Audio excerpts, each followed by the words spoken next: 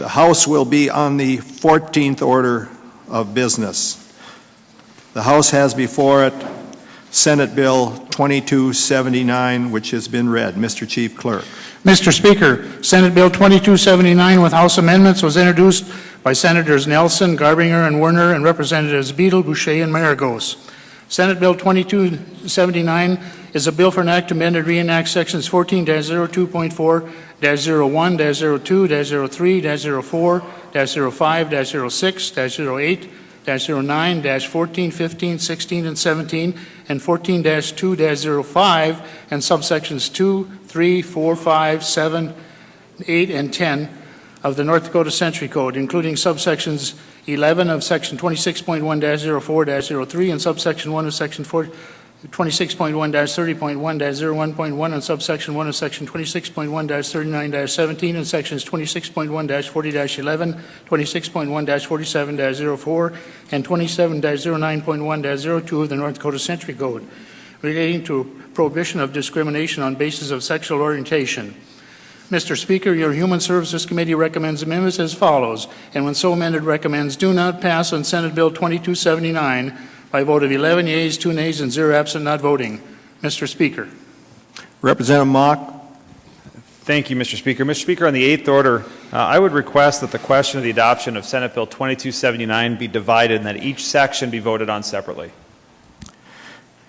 In accordance with the House Rule 319, any member may have the question divided. Each division of a divided question requires the same vote for adoption that the division would require if it stood alone.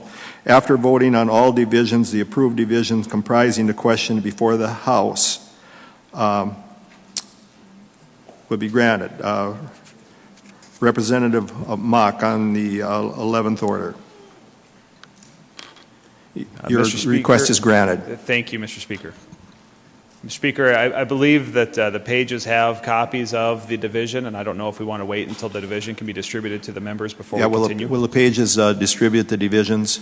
We'll just stand at ease until those divisions are distributed.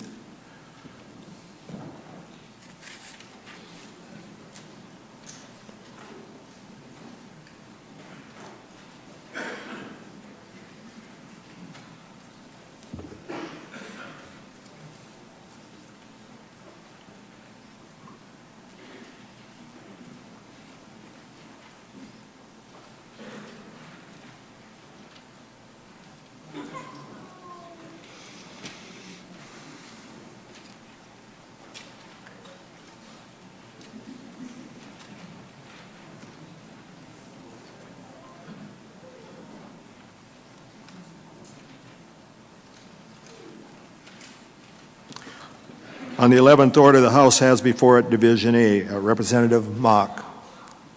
Thank you, Mr. Speaker. Excuse me, 14th order. The 14th order. Thank you, Mr. Speaker. And on the 14th order, the request, the vision that we have before you, before our members, Division A is sections 9, 10, and 11 of Senate Bill 2279. It is our understanding that your House Human Services Committee had amendments to remove the public accommodations, public services from the Senate Bill 2279. Throughout the hearing and throughout this legislative session, there have been some concerns regarding the language and the inclusion of public accommodations and public services.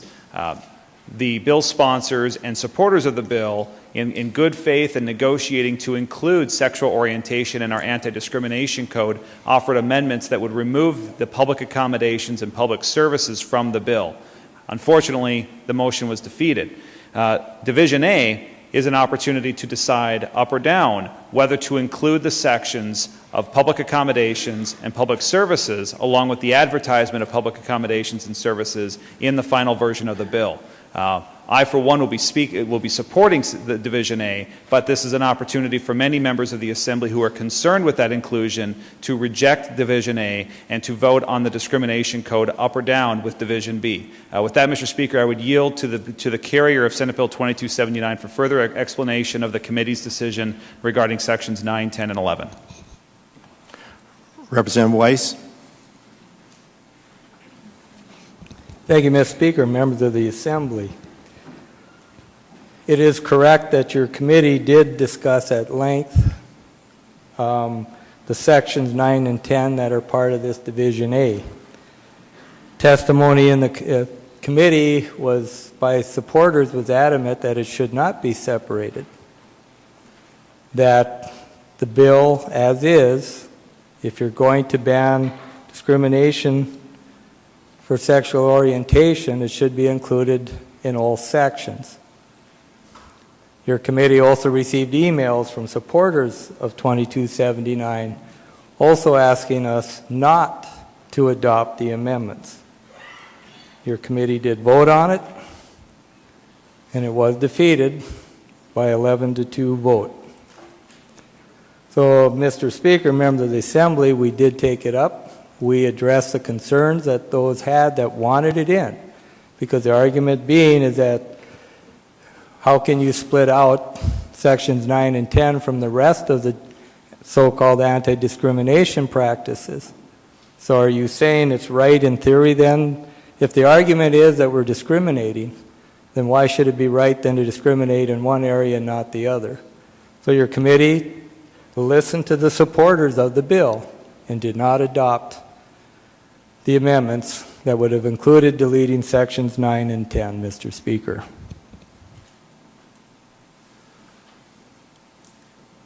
Is there further discussion? Representative Overson. Thank you, Mr. Speaker. Mr. Speaker and members of the Assembly, I just want to clarify some of the perspectives that we heard in committee. Yes, the previous speaker was correct in saying that the supporters of the bill want the bill as a whole, up or down vote. We support discrimination or we don't. However, the amendments were offered because of the testimony that we heard during committee. We had almost 30 people testify in support of the bill, and their support, the stories we heard from most people revolved around housing and employment. And then when we heard opposition to the bill, that mostly came from individuals who were worried that business owners would be forced to provide public service or goods that defied their religious beliefs. So the amendment was offered by other members of the committee to help appease the opposition to the bill. The reason, again, that supporters opposed that was because we believe the bill should be whole, but again, as Representative Mock indicated, we wanted to give the entire chamber a chance to vote on this section of the bill separately. Thank you, Mr. Speaker. Is there further discussion? Representative Carlson. Well, thank you, Mr. Speaker. I realize that this is an emotional issue. It's an issue that we've dealt with in the past. But I believe that what we should do is what was requested in the original committee, and that is to leave it in the bill as a whole. I think we should reject this particular motion on sections 9, 10, and 11, and that we should also reject the next one, the next division, which leaves the remainder of the bill. There are many issues that could be argued on both sides of this bill, and I do believe it's very hard to argue those issues without it becoming very emotional. However, I personally feel that those rights are already guaranteed in the laws that we have. So I would recommend to the chamber that we do not vote for this, vote no on this division, and vote no on the next division. And Mr. Speaker, I would request a recorded roll call vote. Recorded roll call vote will be granted. Representative Mock. Thank you, Mr. Speaker, and I appreciate the opportunity and the clarification between of all previous speakers. I rise to. I don't always like to stand up and to disagree with to have a different interpretation with the majority leader, but my colleague from District 41. I agree to a point. I agree that we should keep both sections together because this is how the bill was brought before your House Human Services Committee. The issue of discrimination is known around the country and is a matter that hits home for so many people, and it's an issue that's been fought over for generations. It's not always a question of whether it's discrimination, it's a question of what is the discrimination about. This is the discrimination movement of our generation. I would implore this committee, the Assembly, to support Division A and then to support Division B and to vote up or down on Senate Bill 2279.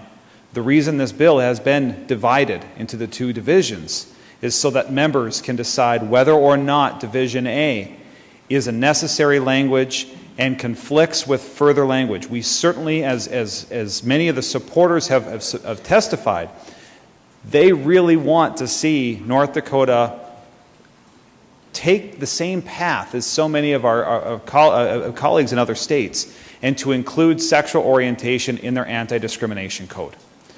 But we certainly don't want to see concern over 3 sections of language to derail the entire debate. So I would encourage a green vote on Division A, followed by a green vote on Division B, and then we can debate the entirety of the bill at the conclusion of the division. So thank you, Mr. Speaker. Representative Weiss. Thank you, Mr. Speaker, members of the Assembly. I would request that we give this a red vote. I am disappointed that we aren't discussing the whole bill in its entirety at one time. I agree that sections 9 and 10 definitely are probably the most objectionable, but it doesn't change the intent or the point of where the bill is in defining a new protected class. And in fact, if you delete these 2 sections, I think you have some conflict within then our code on what's protected and what isn't. So from that standpoint, I would ask that we defeat this. I think there are problems with these sections. It was brought out in testimony. I certainly can go into some of the issues that were raised having to do with the protections of freedom of conscience that were very apparent when you looked at these sections, but it doesn't change what the rest of the bill does. So I think it is unfortunate that we're not able to deal with the bill as one issue, but I would ask that we give this a red vote and then take up Division B. Is there further discussion? The question is on the adoption of Division A to Senate Bill 2279. A recorded roll call vote will be taken. The clerk will open the key and you may record your vote. Has every member voted? Do any members wish to change their vote? The key will be closed and the clerk will take the record. The final vote shows 30 yea, 61 nay, 3 absent, not voting. Section A is declared defeated. The House has before it Section B of Senate Bill 2279. Representative Mock. Thank you, Mr. Speaker, and members of the Assembly. I stand to further clarify and address the sections remaining in Division B. And now that we have removed sections 9, 10, and 11 from the bill by failing to adopt Division A, what we have before us is the further adoption of Division B. Division B is 22 sections of Senate Bill 2279. And as a summary of these sections, Division B includes the state policy against discrimination, the definitions that our anti-discrimination code includes, discrimination policies regarding employment, regarding housing, financial assistance, and jury duty. North Dakota already has an anti-discrimination code. Division B, in nearly every section of our code, of our century code, would add the language sexual orientation. So Division B is the remainder of the bill. I would encourage a yes vote, and then we can vote for final consideration on Senate Bill 2279. But Mr. Speaker, I would yield to the carrier of the entire bill to further explain the committee's action regarding the sections in Division B. Representative Weiss. Thank you, Mr. Speaker, members of the Assembly. Your committee did give the whole bill a do not pass on Senate Bill 2279. Your committee heard almost 6 hours of testimony on this bill and numerous discussions in committee. And to be clear, I want this to be clear for everyone that no one on the committee believes in discrimination for anybody. And frankly, this bill isn't about discrimination. This bill is about adding a protected class to an activity or a behavior. And that raises a whole host of questions. We heard a lot of testimony on the perceived idea that discrimination is rampant in North Dakota. Yet we did not receive any testimony that showed that. The reasons we have protected classes currently in the code, if you want to go back into history, is that there was some extreme discrimination occurring. The marketplace, so to speak, was not addressing those issues. At that point, the government felt it had to step in to take care of that. If we're to pass something, we need to pass something because indeed there's a problem that's identified that's severe enough for us to add language that in a sense may restrict or impair other people's rights and freedom of conscience. We did not receive any testimony that showed any outright discrimination going on. Now, does discrimination exist? Absolutely. But I guarantee you that if you want to take a look at all the protected classes that are currently in code and ask those people if, with the law in place now, has discrimination still occurred, they will tell you yes. Unfortunately, until you cure the human condition, we're not going to eliminate discrimination. Unfortunately, people have biases and prejudices that don't end just because we pass a law. So the only reason to pass this law is, in fact, that it will take care of issues that were presented. And again, 5.5 hours of testimony, we were not receive any cases of someone directly being fired or being evicted because of their sexual orientation. So if we're to add this as a protected class, we need to be sure that we're solving a problem. North Dakota, I think, has shown that it embraces and encourages old people. We're the fastest growing state in the nation. We're #1 in jobs growth. Nothing in what our state does says that we discriminate or we discourage people regardless of who they are, what they do, or what their lifestyle is. North Dakota has always encouraged diversity. This bill isn't going to change that. And we, again, did not receive any testimony that showed someone being fired, someone being evicted. This bill is about now adding a special protection to a behavior or activity. It affects employment, it affects housing, it can have ramifications for both our businesses, our landlords, and this committee felt if you're not fixing a problem, then why should we adopt this? And this can cause issues.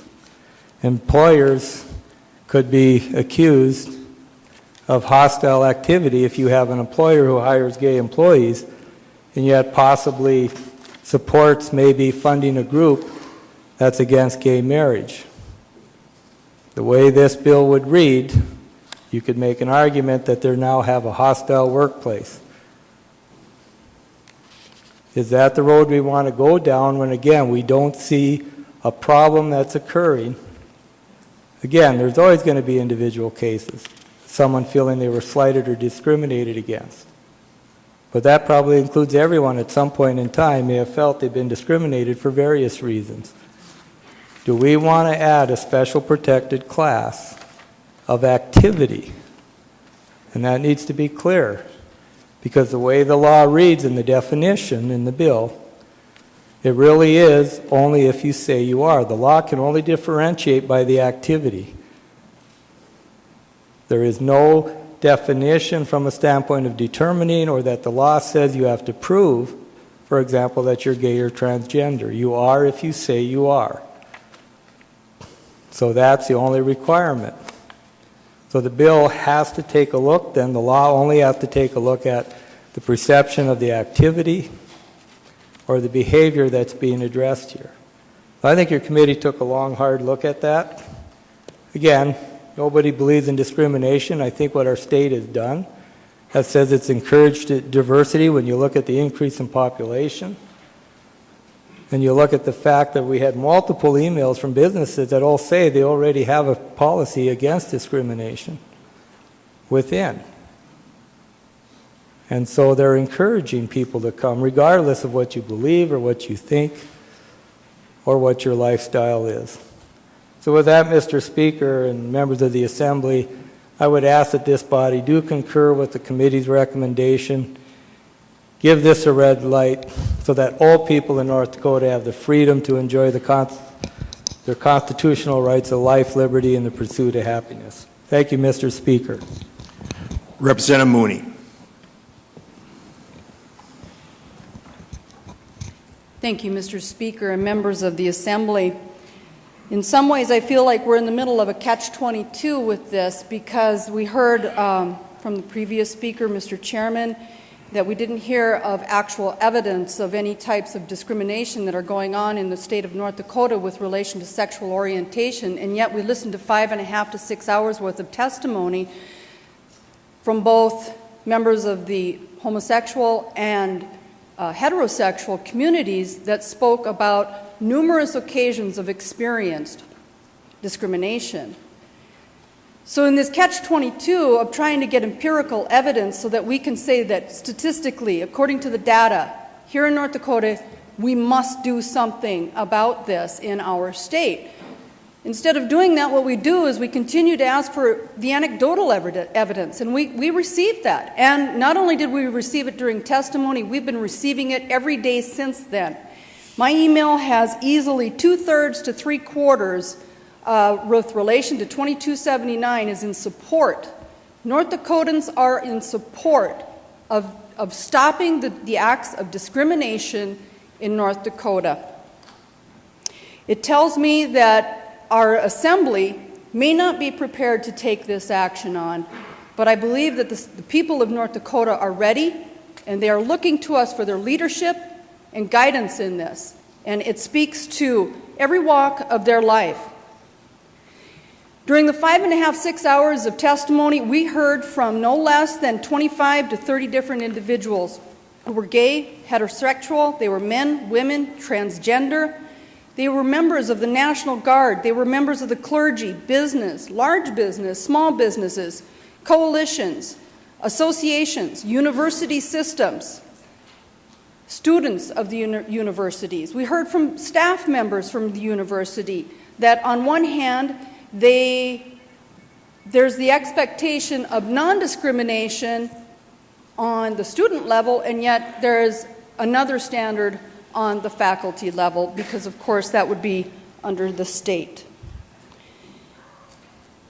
Mr. Speaker and members of the Assembly, what this bill does, it doesn't stop discrimination. Nothing stops discrimination because, as Mr. Chairman said, that is a part of the human condition. It's who we are. But it does provide a pathway so that when someone has been wronged, when they have been perceived to have been wrong, and yes, that perception is a large word, and it is certainly a word that has to be taken into consideration. But we have a Department of Labor, and that Department of Labor Commissioner has stated this is something they are used to doing. Perception is, the burden of proof for perception is on the individual who believes that they have been wronged. And it's not a small, insignificant amount of burden that they have to meet. It is quite significant, and for good reason, to protect the businesses and to protect the housing with the people who are providing those. The common denominators of discrimination throughout history tend to circle around personal and religious convictions, the freedoms to have these liberties. And I would say that truly, I don't know that those liberties supersede the liberties and the rights of others. LBJ once stated that we have talked long enough in this country about equal rights. It is time now to write the next chapter and to write it in the books of the law. And I would say that this is this time now for North Dakota. We've seen nationally, there is a trend. The expectations are there. The people of North Dakota are ready for this. The movement forward is never easy. Historically, the inclusion and acceptance of diversity has never come easy. but it has come. Anti-discrimination laws do not ask us to approve of any particular population, and to be sure, this bill is not asking any one of us to approve of anyone's lifestyle.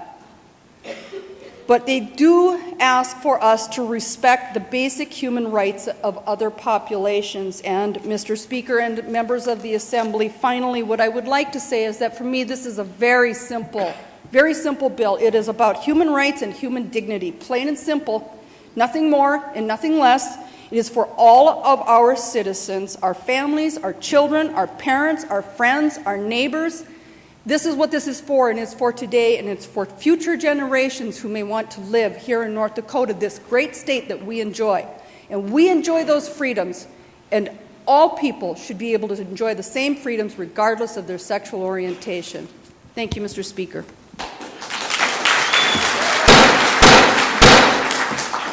House will remain silent. Representative Beadle. Thank you, Mr. Speaker.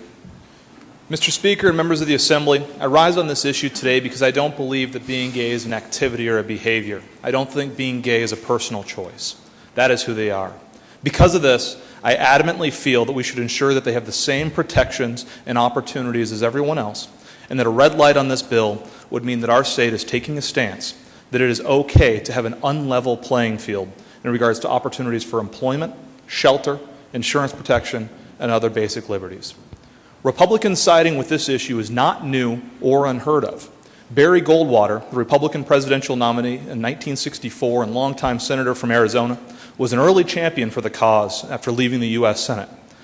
In the early 90s, he lobbied on behalf of the Americans Against Discrimination in conjunction with the Human Rights Campaign to champion allowing homosexuals to serve in the military, and fought for LGBT non-discrimination protection in jobs in Phoenix after businesses there were found to be discriminating against homosexuals.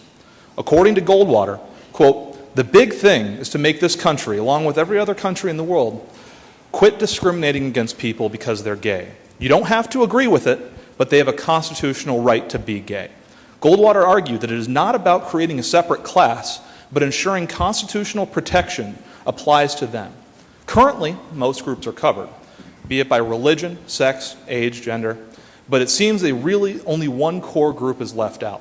If we truly want to make society on an equal playing field and provide the same opportunities for employment and career growth for everyone, then we need to either add the last core group and bring them under the umbrella of protection, or we need to remove the umbrella altogether and have everybody excluded.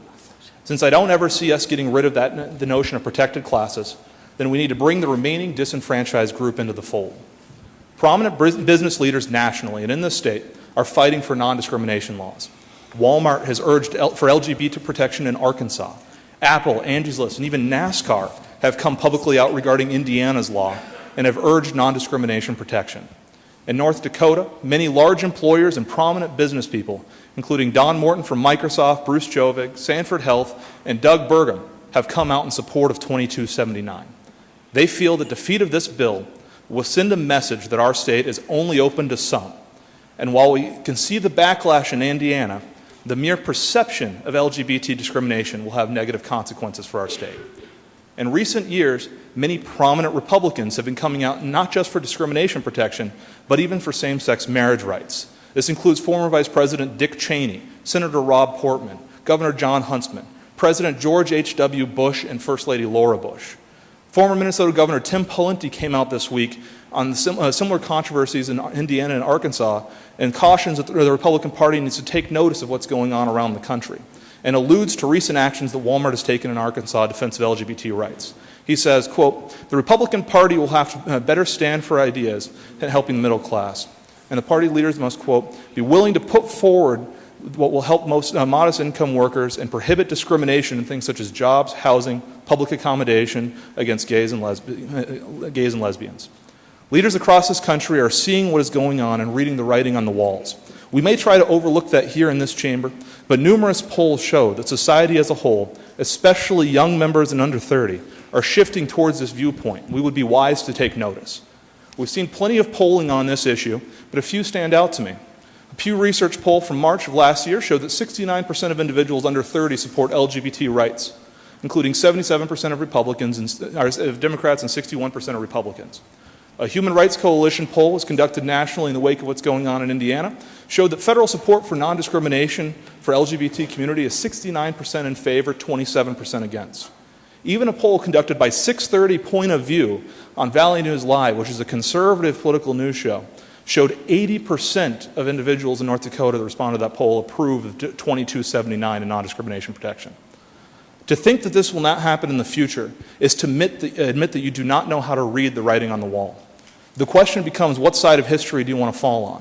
Do you want to be the last person standing that says we should allow open and blatant discrimination against people because they're gay, because we think it's icky?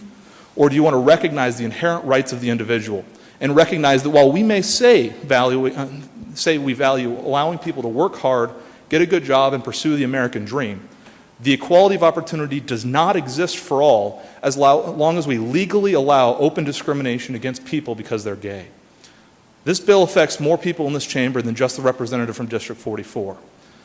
We've had individuals in this chamber that have expressed that they wouldn't hire a gay individual because they don't like the activity. But I applaud our leadership for taking a stance and having hired gay staff members to work in our assembly in each of the last 2 sessions and in sessions before that. And this bill will help ensure that they are ensured the same rights and opportunities as the rest of us. I applaud our leadership for not discriminating on the basis of sexual orientation, and I think we should make this the standard across the state.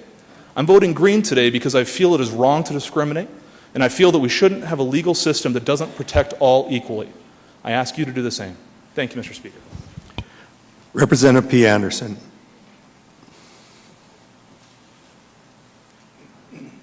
Thank you, Mr. Speaker.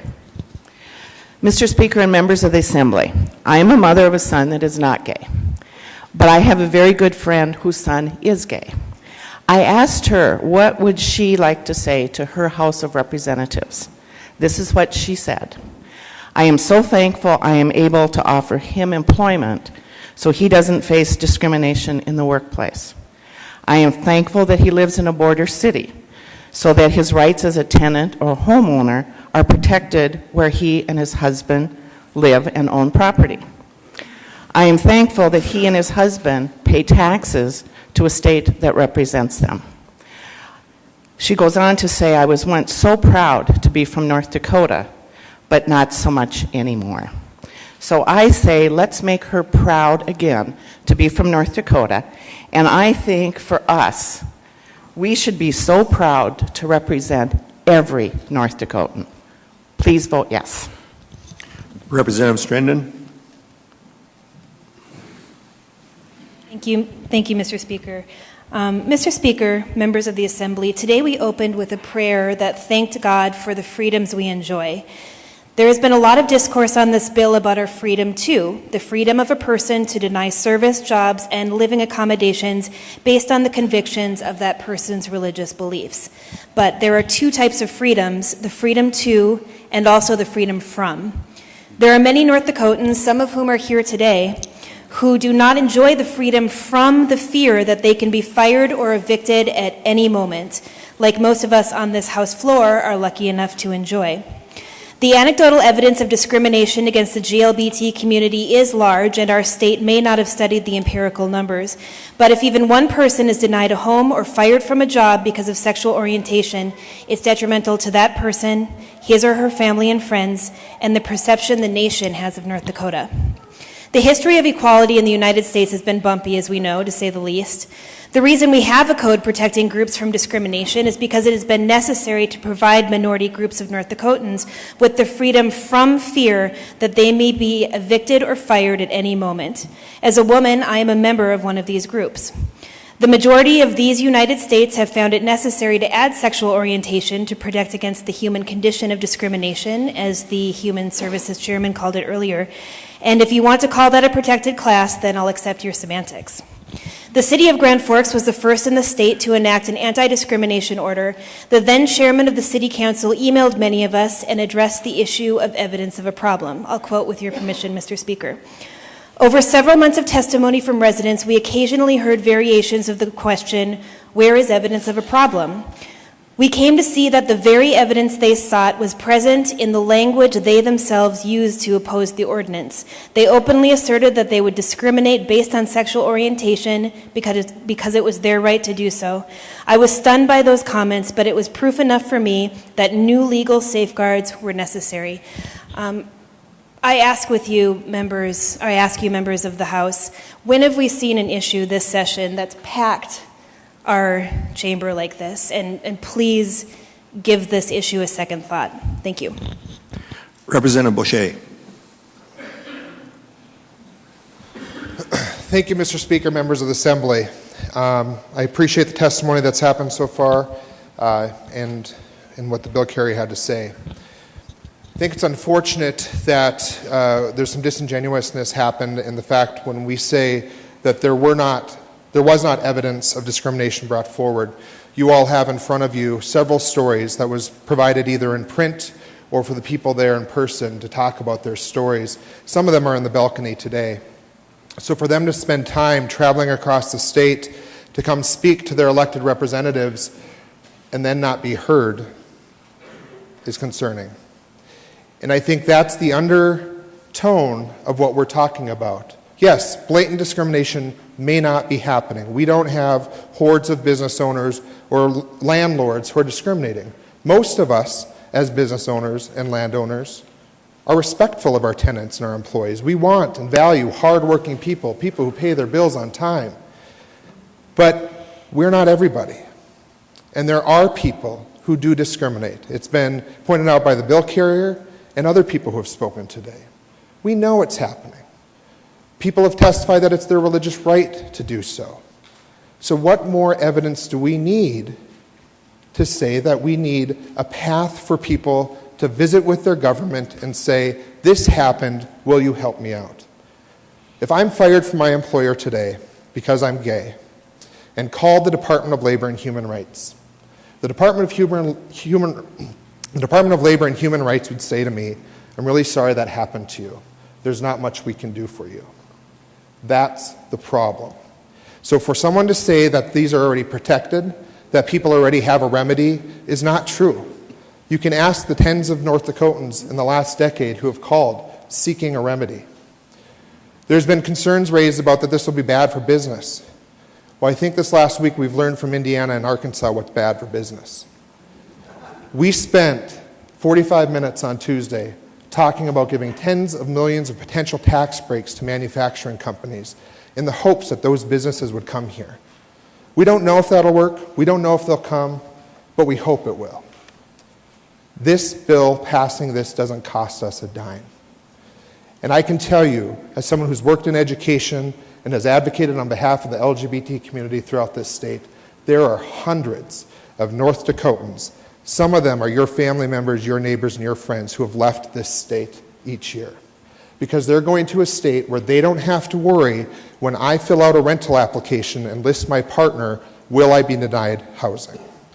They don't worry about the fact that after working somewhere for 15 years, they slip and call their partner, or call their roommate their partner, that they will be fired, like a young woman, Andrea, that's identified here from Dickinson.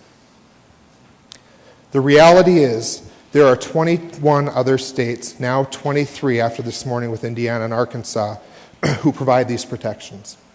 We compete with them for a workforce.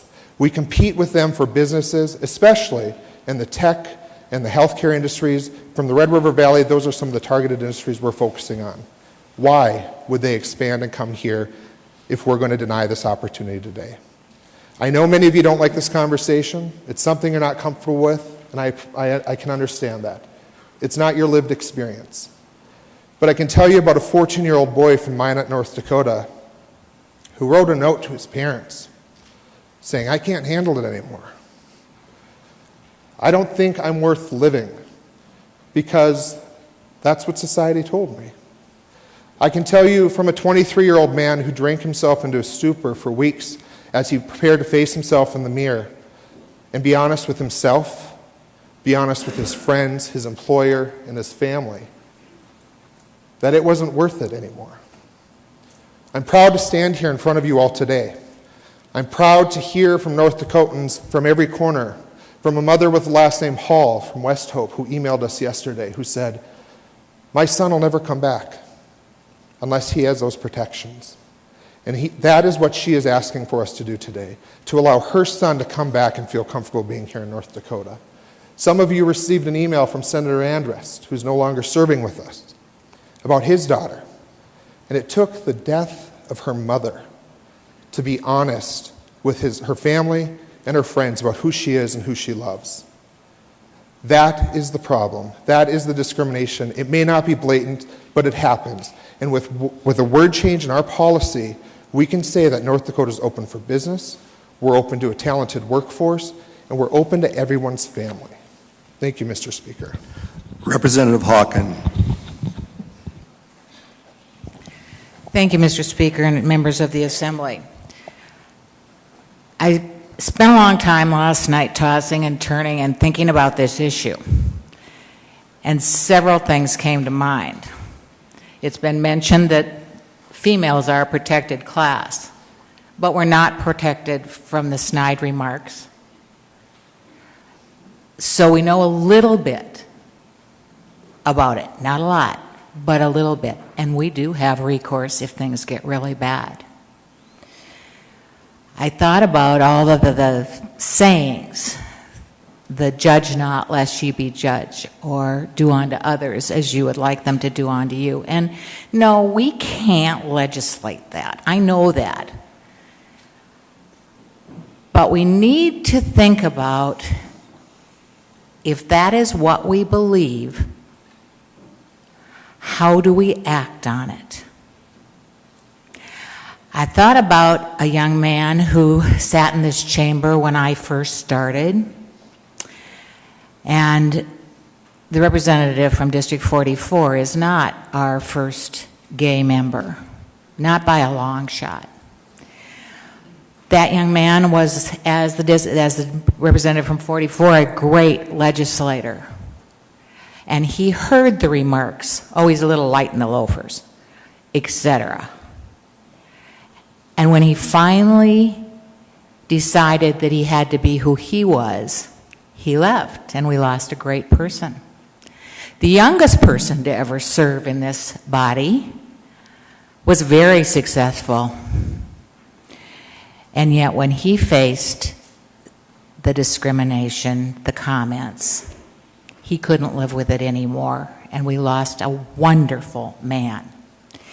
So while we can't legislate today, we all have children and grandchildren and neighbors, and they're looking at us. They're looking at us to see whether we're moving forward or staying stuck. And I guess I am really, really hopeful that when our children and our grandchildren and our neighbors and our friends look back on the 64th Legislative Assembly, they will know that this was a group of people who cared about North Dakota and who were willing to make a difference for the future.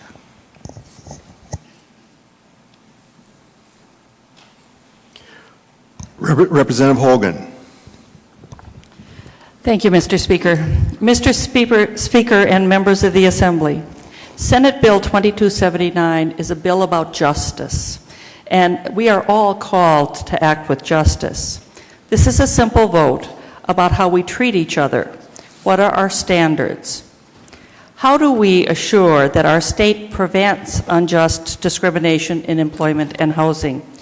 The very first step is for us to say, as a state, that discrimination is wrong, and this bill does that. Women, minorities, the disabled, the aged are protected in North Dakota. Those protections didn't happen without debate and conflict and question and concern. But today we recognize that although it may not happen often, it does happen, and it's wrong. It is also wrong to discriminate based solely on sexual orientation. As a Catholic, I am very pleased with the Church's very strong position against discrimination. The Catholic Catechism specifically says in paragraph 2358, quote, "Every sign of unjust discrimination regarding homosexuality should be avoided." This is the first step in that action. Pope Francis responded to a question regarding homosexuality, and he said, quote, "Tell me, when God looks at a gay person, does he endorse the existence of this person with love or reject and condemn the person? We must always consider the person," unquote. On Holy Thursday, it is important to remember that Jesus shared meals with everyone, with a gay or a lesbian, the leper, the tax collectors, women, the possessed with evil spirits. Everyone was welcome. This is a simple bill that recognizes that all human beings should be treated fairly. For my friends, my family members, my neighbors who need this protection, it is time to recognize their worth and take a stand for justice. Please vote yes. Thank you, Mr. Speaker. Representative Overson. Thank you, Mr. Speaker. Mr. Speaker and members of the Assembly, this is the most sincere ask I will make of all of you this session, and not because it impacts me personally, but because it deeply impacts my neighbors, my close friends, and even members of my family. The change before you in Senate Bill 2279 aims to provide protections to our LGBT neighbors by ensuring safe housing and fair employment. Each of you in this room is provided that protection based on your gender, your marital status, your religion, among other things. Your religious belief and your religious practices may shift throughout your life, and your marital status may change, but your protection under this law remains intact. However, if you identify as LGBT, you can still legally be fired in the state or evicted from your apartment because of who you love, and our law offers no protection and no recourse.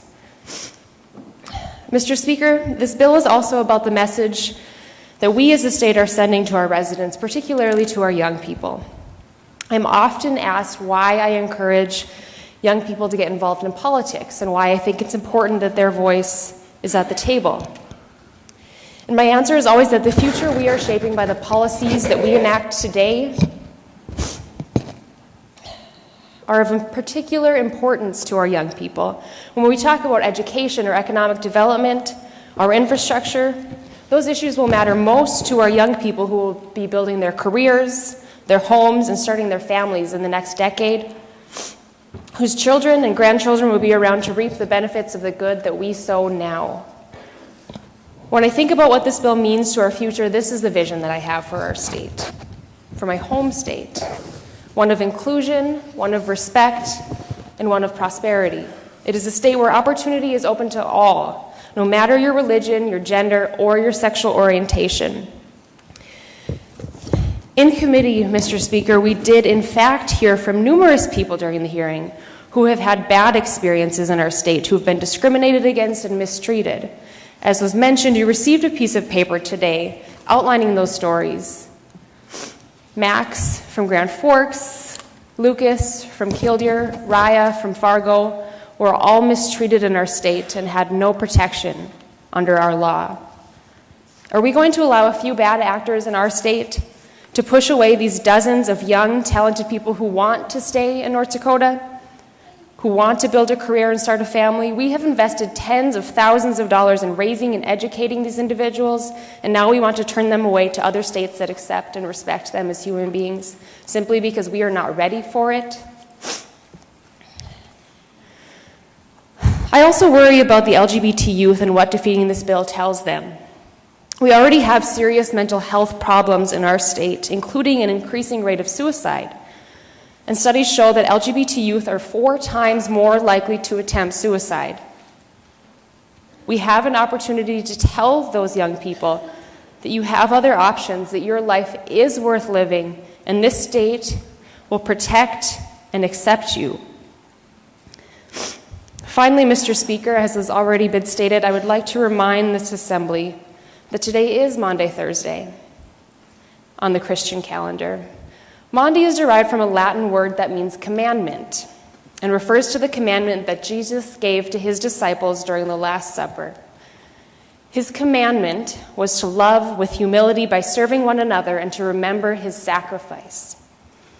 This is the day that Jesus washed the feet of his disciples in an act of lowly service to show the full extent of his love. This act of service was even for the disciple that Jesus knew would soon betray him. He did not treat anyone differently on that or any occasion. His love was unconditional and unwavering until his very last breath, which ripped the curtain of the great temple.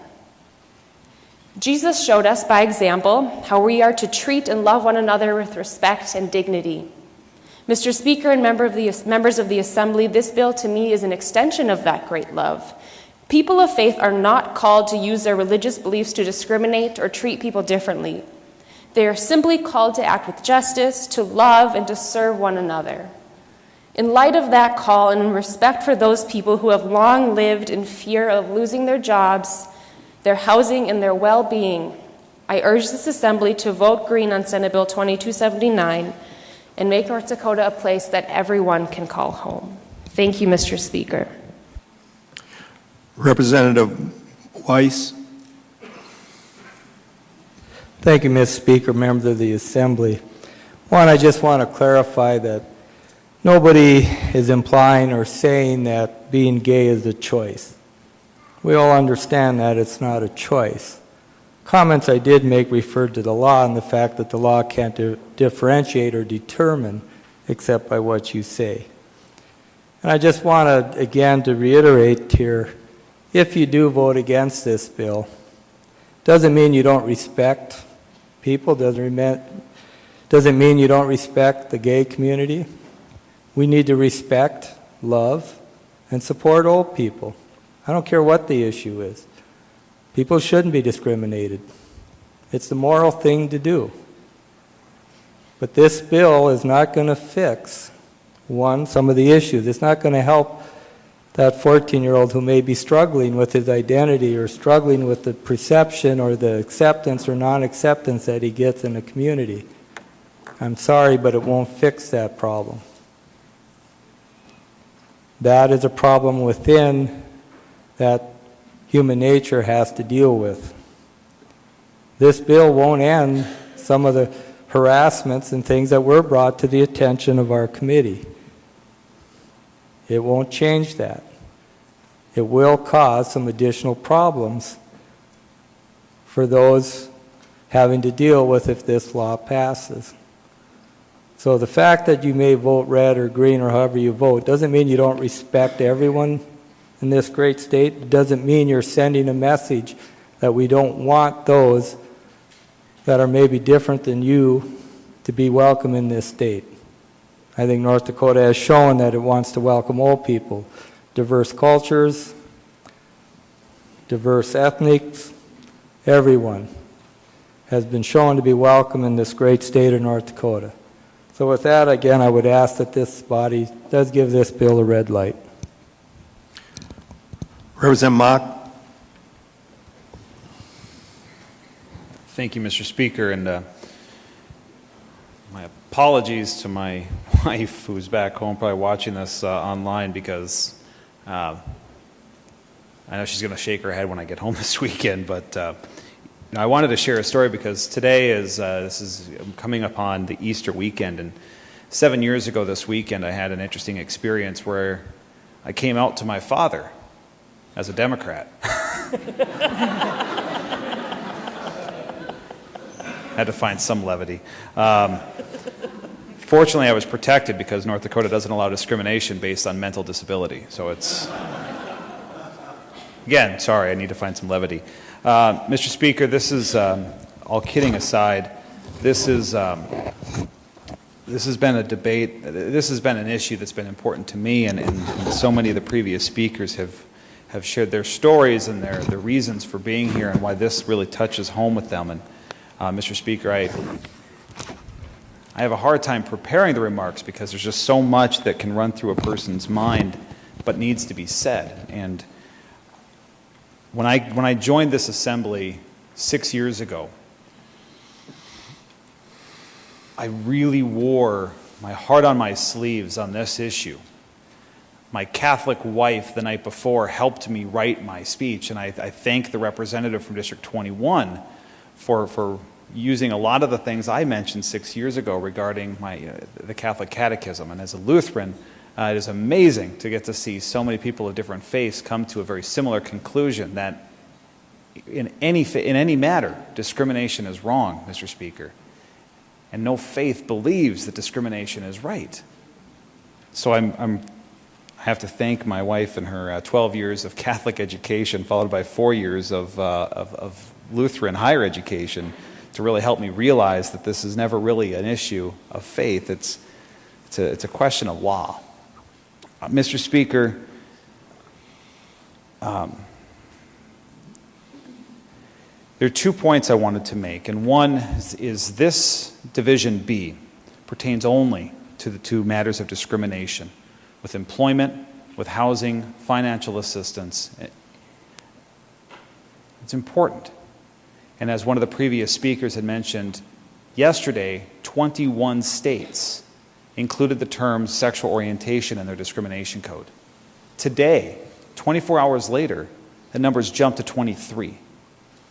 Because Indiana and Arkansas, 2 states that have been prominent in the media regarding their discrimination laws, heard the pressure from the business community that discrimination in any form is not right, nor should it be tolerated, and that states that endorse it should not receive their support. And we saw those 2 states act quickly. And I suspect that by the end of this week, you're going to have 2 states that will have expedited a law that just clarified their states' laws regarding discrimination, that had changed nothing regarding protected status as pertaining to sexual orientation, and instead add it to their discriminatory code to say that we as a state do not accept, nor tolerate, nor condone discrimination in any form. And that is laudable, Mr. Speaker. Over the last several years, in fact, coming upon 3 years now, my colleague from District 42 and I had an opportunity to visit with a young man from Grand Forks who was brave enough to share his story in a state where he has no such protection. My colleague from District 44 mentioned the testimony and the anecdotes that you have before you, and my colleague from District 42 specifically pointed out Maxwell's story. That as a 20-year-old man who was renting an apartment while attending the University of North Dakota, and he was doing just fine in his housing, paid his rent, was a good tenant, until his landlord discovered that he was gay. That's a real example of a person who has faced unfortunate challenges and consequences because of who is in the picture frame with them. Not because they were delinquent in payments, not because they couldn't maintain their property, but because of who they loved. And that's unfortunate. And that individual has since moved away. And I'm afraid, Mr. Speaker, that individual may never return to North Dakota to address some of the issues of talent gaps and workforce shortages as a talented and highly trained individual, that North Dakota is losing out on that asset, him as an asset, because of who he is and who he loves. And had he had a disability, he wouldn't have faced those challenges. Had it been based on age, he could have said no. Even religion, and he would have had a case. But every attorney he spoke to said, unfortunately, there's nothing you can do, and that they have every legal right to evict you. That's unfortunate. Mr. Speaker, there are people in this chamber as guests, and a few that are business owners. And my question is, if you are a homosexual or a member of an LGBTQA community who is a business owner, would we be standing here having this debate that it is not appropriate to put sexual orientation or discrimination code if a heterosexual was fired because of who they loved? I know the guests in this chamber know who I'm talking about. I may apply for a job and hope to not be allowed to work for them, just to get the point across that this is not just about discrimination against people who are homosexual or bisexual, but it is about sexual orientation altogether. That it should never be a question of who you love, but it should be a question of merit and ability. That's what this debate is about. Mr. Speaker, I want to close because I've got a good colleague, a good friend back home who I have a lot of respect for. One of my first interactions with this gentleman, he was from Grand Forks and moved away, traveled the world, literally traveled the world, and was encouraged to do so by his family. Attended school in Minnesota, it was a tour guide all around the world, and he had an opportunity to move back to North Dakota to raise his family. And he's a small business owner and an entrepreneur, and incredibly involved now in the Grand Forks community. Him and his wife both are. And he had mentioned that his father had done so much to train and to support him as a young child. And he shared a little bit with me, and without objection, I just want to summarize briefly what he had said. But he mentions that as a Christian, he felt, I'll skip ahead. His father and him had a discussion as he was in college about living one's faith. And his advice really struck with my friend. His father's advice really struck with my friend. He said, his father's advice said, when I follow Jesus, I choose to follow in the example of his love. And if I fall in God's eyes, let it be to the side of loving too much. Mr. Speaker, truer words probably have never been spoken in this chamber, and I can only wish that we all receive that very same advice, be it from our parents, our fathers, our mothers, our colleagues, our friends, our neighbors.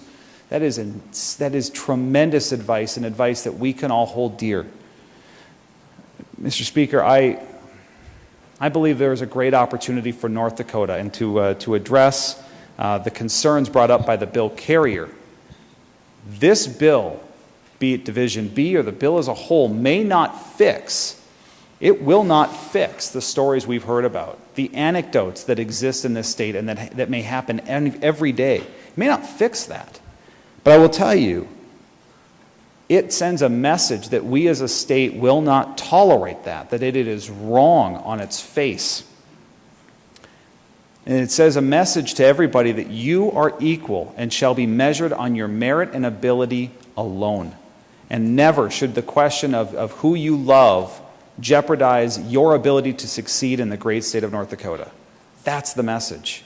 I'm so proud to be standing on that side of the issue, and I really believe that we as a whole agree with that sentiment. And Mr. Speaker, I sincerely hope that members of this assembly will support Division B and join the 23 other states in saying that sexual orientation is never grounds for discrimination. Thank you, Mr. Speaker. Representative Schneider. Thank you, Mr. Speaker. As an attorney, I know how much you like to hear legal talk, but you were saved from that today. I was here to talk about some of the more legalistic issues in this bill. But as a matter of fact, there are very few changes to the North Dakota Human Rights Act that are being brought by this bill. We see the insertion of sexual orientation in many places, but we don't really change the substance of our current North Dakota Human Rights Act, which prohibits discrimination on the basis of race, color, religion, sex, national origin, age, the presence of any mental or physical disability, status with regard to marriage, status with regard to the receipt of public assistance, or participation even in certain lawful activity off-duty or off an employer's premises. But because of my colleagues' articulate addresses today, I'm saved from taking much more of your time in legal discussion. I'm very proud of the people who stood up and spoke with courage and conviction today, and who believe that it's not enough to just respect, but that it's necessary to speak and take action. So I'll make a very non-legal attempt to try and find some common ground. I hoped it would be with religion, particularly at this time of the year, but I'm sort of from the faith that preaches tolerance and love and acceptance. And I've heard talk earlier in the day about a wing that's more the smite and smote part of religion. So I tried to find another way that might show that we have some common ground. And what I came up with, and there are lots of students and young people here today, is parents. We all have parents.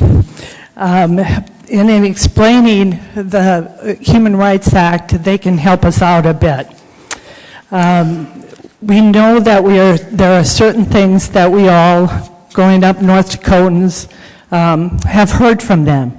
And I'm taking a bit of a chance here, hoping the distinguished speaker and majority leader don't immediately think of that old dad adage, my house, my rules. I was thinking more on other common lines. Our parents all told us, I think, to treat others the way you would like to be treated. I know it's usually the moms, but it still was a parent line. Secondly, we heard, try it, you'll like it. Human rights law is the codification of things we're sometimes not inclined to do, and from which we eventually find out, hey, that wasn't so bad. Wasn't so bad to share a restaurant with people who are black. Wasn't so bad to integrate children in North Dakota who were locked in institutions into grade school classrooms in our communities. It wasn't so bad to let women vote. And maybe that wasn't my strongest point, of course, but maybe we can all agree that it wasn't so bad to let women participate equally in sports. And another thing we all heard is, you don't have to like it, you just have to do it. And that was closely followed by, we can do this the easy way, or we can do it the hard way. That's the part of the human rights law that you apply to adapt the behavior of some whose hearts and minds are never going to change. Of course, our parents had a lot of other things too, like, quit your crying, I'll give you something to cry about, or rub some dirt in it, you baby, but we'll leave those behind. You get the idea. Human rights law is just treating others as equals, trying to give new things a chance, or doing the right thing, even if we don't like it. In helping to implement the Universal Declaration of Human Rights, Eleanor Roosevelt said, where, after all, do human rights begin? In small places, close to home, so close and so small that they cannot be seen on any map of the world. The places where every man, woman, and child seeks equal justice, equal opportunity, equal dignity, without discrimination. I guess Upham, North Dakota is one of those such places, and I hope you all in the chamber got the 2-page email letter from Barry and Julie Hall of Upham, Newburgh, who, as Representative Boschee described, talked about their son who wanted to come home from Minneapolis. They said it better than I could. Absent the passage of Senate Bill 2279, our son cannot risk moving back to North Dakota, nor can we, in good conscience, recommend he do so. Earning a living and securing housing are essential parts of everyday life. The risks are simply too high. You know, on our wide prairie plains, there's very little room to hide things, and we can't hide prejudice. So we need to stand up today and not just say we respect and care about people who would otherwise be discriminated against on the basis of their sexual orientation. We have to take action. We have to make it law. I urge a green vote. Thank you. Is there further discussion? Representative Carlson. Well, thank you, Mr. Speaker. I would once again remind you we are voting on Division B of the bill. I know the discussion is the bill, but we are voting on Division B at this point in time. There was plenty of bait thrown out to get me to my feet. And I understand I do not have a lot of stories to tell and names to list about the people who notified me about this bill that were on the other side of the issue. And this is emotional. This is something that many people have either witnessed or experienced or know somebody who's been involved. But we forgot to talk a lot about the bill. There's some things in the bill that I think are very, very troublesome. It's not just a matter of changing one word. It talks about perception of identity, and what does that mean? We really aren't sure. It didn't talk at all about the effect it might have on the business community and the decisions that they make, not to hire or to fire, but to serve or to not serve. So there's many things in the bill. It isn't just the emotional stories, and I appreciate those. I've been in here longer than most legislators, and this is not a new issue. And we have quite a few good separation and anti-discrimination codes on the books. And I think that those are good laws. Do we condone discrimination if we vote no? Absolutely not. And I was appreciative on this special Thursday, the references to Scripture. Except they were kind of picked and chosen as to which ones were used. And it's not our point to debate whether or not it was what he said, Jesus said today, or what he said tomorrow, but the point is there's a lot of other issues in there as well. So it's great to discuss that, but the point is there's a lot more that's been said that was not brought up, and I'm not going to bring it up because that's not the purpose of this bill. Representative Schneider was right. This is about code.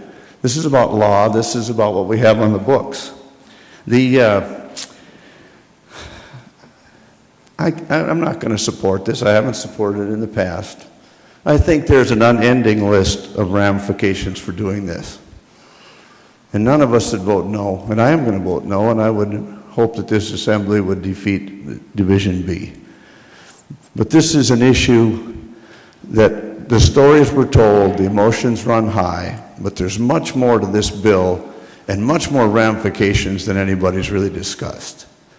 And when we compare it to Arkansas and we compare it to Indiana, keep in mind those were not this bill. They weren't even close to this bill. They were on religious freedom bills. So they were different. Sure, they put things on the books, but they were different. So, Mr. Speaker, I would hope, and again, I'd ask for a recorded roll call vote, that we would vote no on this. Representative, a recorded roll call vote will be taken. Okay. Representative Boucher.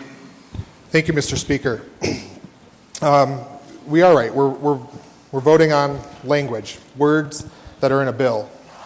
And once again, I think the disingenuous piece about this is in both the Senate and in the House, there were committees that had an opportunity to fix that language. If there was concerns about the word perceived, which is similar in 7 other states that have this language, then those could have been fixed. And actually amendments were provided that were not adopted or even discussed. So we can sit here and nuance it and say that this is about the language of a bill or this is about what we're adopting. That's very true. But also what's true is the fact that states like Minnesota have had this on the books since 1993. And the concerns we have about it being damning to businesses, big or small, are unfounded. There are, as we've indicated, 21 other states with this type of legislation. Business is still open there. Business is still open today here. It's going to, whether we pass this or not, going to remain open. But we also have great lengthy discussions in which we talk about our business environment. And we reduce our taxes and we change our policies related to workmen's compensation and so forth to provide an environment in which businesses want to be. Well, this is about an environment in which gay and lesbian North Dakotans want to be. It's also been discussed that we all have a sexual orientation, and that's very true. The majority of this chamber in there is protecting this bill too. So when I become an employer someday, I don't have the ability to fire someone because they're straight. We have heard from the voters. And yes, many of us have heard more no's and many of us have heard more yeses. But when it comes to some of these decisions, we weren't elected to make the easy decisions. We know that based on polling, and it's been shared with you in the last couple of days, 59% of North Dakotans support this. We've heard from business leaders around the state that they would like to see this happen, Democrats and Republican leaders. The people that are concerned about businesses aren't the business leaders. They're the ones that are saying, that are hypothesizing this, that are using the claim of using one's religion. I don't know one religion or a religious conscience that says it's okay to discriminate. And if we go back and look at some of this language, let's not forget the 1960s. I wasn't alive then, some of you were. But religion was also used at that time. You can change the language, the word gay to black, and it was the exact same argument. So, Mr. Speaker, members of the Assembly, we have an option today. We can stand by the majority of North Dakotans who have said in this poll and have contacted us. Our North Dakotans spoke in 2012, in June, when they voted on a Religious Freedom and Restoration Act amendment. 60% of North Dakotans defeated that. All but one county defeated that bill overwhelmingly, or that language. North Dakotans feel that their religious liberties and conscience is protected. The Constitution has it there, but our state laws do not say the gay and lesbian and straight people in this state are protected. That is what we're asking to be done today. And I ask you to vote green and stand by the right side of history. Thank you. Is there further discussion? Representative Olson. Thank you, Mr. Speaker, members of the Assembly. I really have been debating within myself whether or not to rise and speak to this issue, but I do feel compelled to for several reasons, even though some have advised me that it may not be wise. But I feel that I do need to explain for the record and for everyone in attendance why I will be voting no on this bill. There are several reasons. The first is not a very emotional reason. It's specific, it's legal. When we're elected to this job as representative, as legislators, as lawmakers, we're given the authority and the duty to uphold, support, and defend the Constitution of the state of North Dakota. It's the Constitution of the state of North Dakota that actually gives us the right and the authority to pass law to bind the actions of men and women within this state. Article 1, Section 21 of the North Dakota Constitution states that, speaking of special privileges and immunities, that no citizen or class of citizens shall be granted privileges or immunities which upon the same terms shall not be granted to all citizens. In this bill, we have specifically excluded religious institutions, religious organizations, and nonprofit organizations that are associated with religious institutions from the prohibitions against discrimination against sexual orientation. This is done specifically for the purpose that there are many churches and church-based and religious-based institutions that exist in this state who would have probably showed up here today in droves in opposition to this bill should they have been forced to act against their religious tenets or their religious conscience. They have been specifically exempted from this bill. Otherwise, you probably would have heard a little bit more about it. But that's unconstitutional.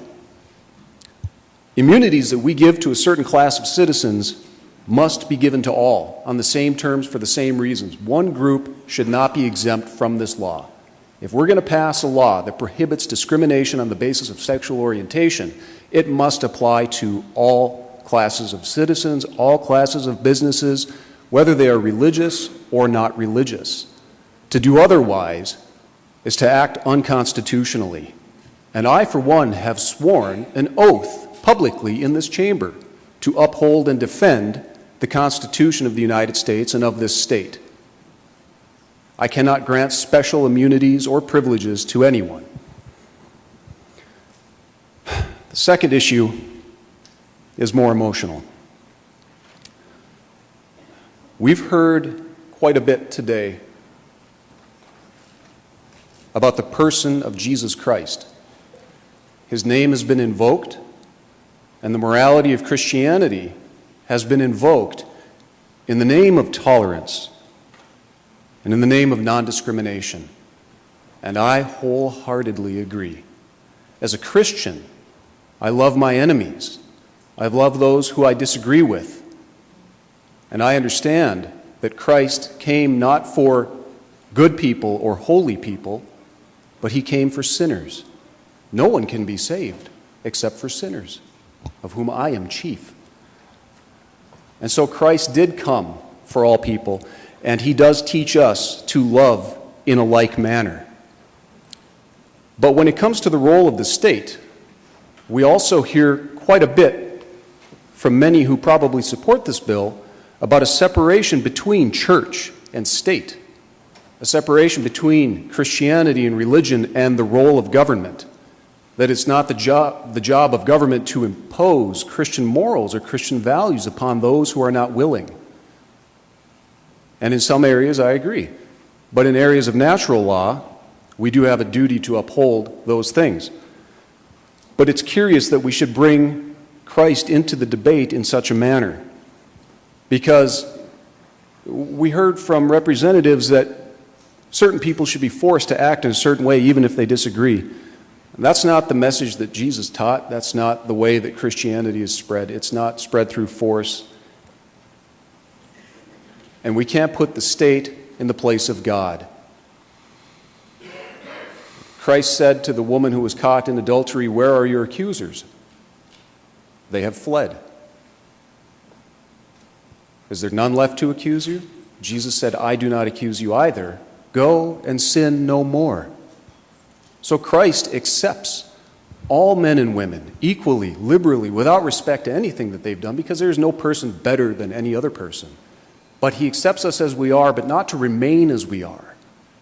And the implication in this is that there's no differentiation between who we are and who we ought to be, and we're all called to something far greater than what we are, according to Christ. With regards to sexual orientation, and with regards to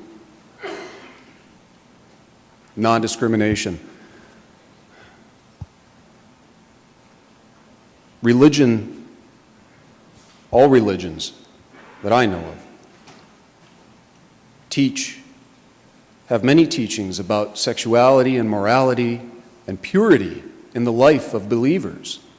Adultery, fornication, these things are forbidden. And so when we bring morality and religion into this debate, how does morality and religion feel about sexuality, about marriage, about adultery? We have teachings about it. Now, we could debate what the Bible, since we've brought it up, I wasn't going to bring it up, but it was brought into this conversation. We could debate how the Bible speaks about homosexuality, and we don't need to debate. The point is, there are people, honest, sincere, good-hearted people who disagree about the morality of various forms of sexuality. And in this state and in this country, disagreement must be tolerated. I don't think that it is proper to pass an unconstitutional law in the name of tolerance and non-discrimination to not tolerate and to discriminate against those who have a different form of belief in regards to sexual morality. To say that we must love one another, but we don't accept this kind of love that insists on purity in sexual affairs. The state should not be used as a club to silence these men and women with their sincerely held religious beliefs. I personally am accepting of all people. I would gladly hire any person of any sexual orientation or persuasion, irregardless of those factors. What I care about is performance and your ability to do things as a person.